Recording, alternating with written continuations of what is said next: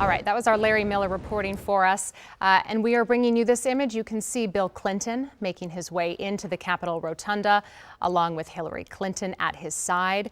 Again, the inauguration of Donald Trump underway. We are standing by for Vice President-elect J.D. Vance and, of course, President-elect Trump to both have their swearing-in ceremonies right now. As we take a live look at the Capitol Rotunda, really this is a who's who of politics in Washington, D.C. on this momentous occasion as we prepare for Donald Trump to be sworn in as the 47th president. We have George Bush along with his wife here. And, really all morning we've been seeing and anticipating what Donald Trump is going to do on day one. Earlier today, we saw Biden arrive at the White House. He welcomed Trump. Again, former President Bush and Laura Bush there, seeing the Trumps arrive as we speak.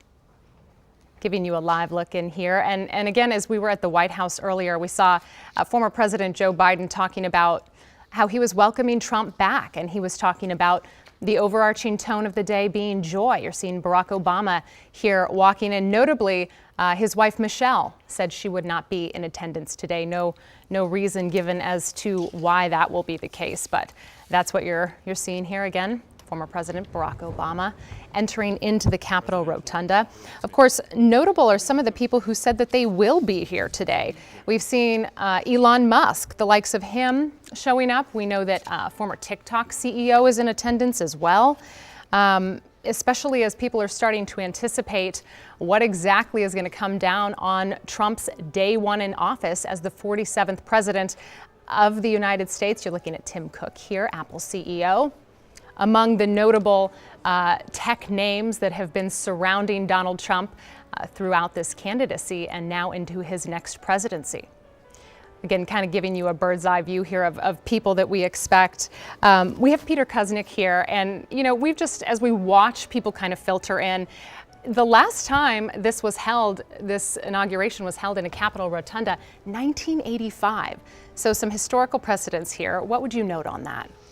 It was a cold day then. Yeah. It was a cold day today. It is a cold day today. Reagan was an older man by then. Sure. Trump is an older man now. So it makes sense to move it inside.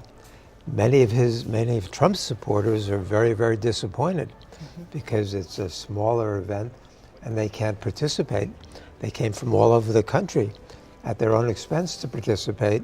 So many of them are frustrated. But you can understand why they're doing it this way. Sure. I mean, you step outside, it is just a frigid day in Washington, D.C., but so many people have expressed disappointment who were coming out to, support incoming President-elect Donald Trump, and even down to the Jumbotrons that we know at the National Mall. Those have since been removed. Again, there's a quick look. You can see Elon Musk, Pete Hegseth in the background. Just a number of notable names here gathered as we prepare for this inauguration ceremony. And of course, as you're talking about, Dr. Kuznick, just the absolute pivot here. Last minute, the scramble to bring this massive inauguration indoors. I mean, it can't be understated what a tremendous effort this must have been. And with Ronald Reagan, the same thing. That was a bit of a pivot, so to speak, even back then. We've had a lot over the centuries, the inaugural events have changed quite a bit from the simplicity of the first ones, and deliberately so, because they were differentiating themselves in Washington's day from the pomp and ceremony that took place around the coronation of kings in England. In the beginning, John Adams wanted to give President Washington a title, His Majesty, His Highness.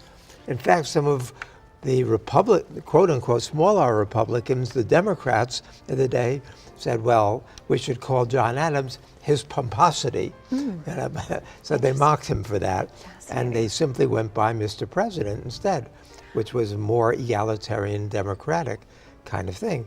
But it was really Ronald Reagan, who we were just talking about, who made it more of the kind of celebratory event with all the pomp and circumstance. Sure.